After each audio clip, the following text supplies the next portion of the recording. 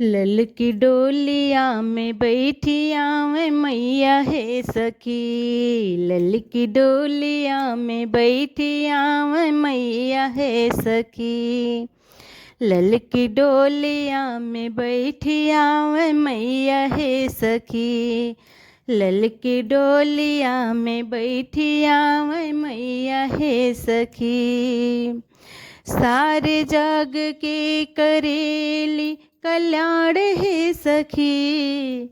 सारे जग के करेली कल्याण है सखी। ललकी डोलिया में बैठी आवे मैया हमारी। ललकी डोलिया में बैठी आवे मैया है सखी। लाली लाली डोलिया में बैठी मोरी मैया। लाली लाली डोलिया में बैठी मोरी मैया। उनकी डोलिया कहरवा भैरो बाबा है सखी। उनकी डोलिया कहरवा भैरो बाबा है सखी। ललकी डोलिया में बैठ के आवे मैया हमारी। ललकी डोलिया में बैठ के आवे मैया है सखी। जब मोरी मैया पहुँचे गंगा के किनारवा। जब मोरी मैया पहुँचे गंगा के किनारवा। उनके पाँवा पखारे के वटवा है सखी। उनके पाँवा पखारे के वटवा है सखी। ललकी डोलिया में बैठ के आवे मैया हमारी। ललकी डोलिया में बैठ के आवे मैया है सखी।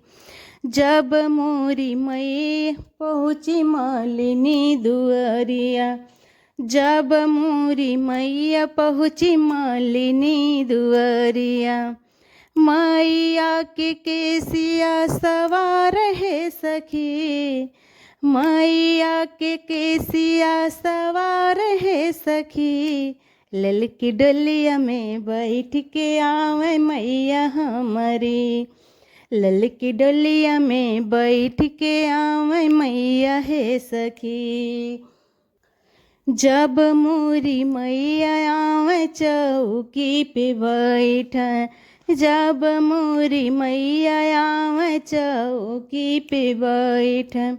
दुआरे पे बाजला बधैया है सखी। दुआरे पे बाजला बधैया है सखी। ललकी डोलिया में बैठ के आवे मैया हमारी। ललकी डोलिया में बैठ के आवे मैया है सखी। जब मोरी मैया पहुँची हमरे अंगनवा। जब मोरी मैया अइली हमरे अंगनवा। विधि से करब पूजा पाठ है सखी।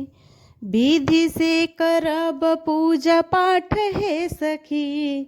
ललकी डोलिया में बैठी आवे मैया हमारी। ललकी डोलिया में बैठी आवे मैया हमारी। ललकी डोलिया में बैठ के आवे मैया है सखी। ललकी डोलिया में बैठ के आवे मैया है सखी।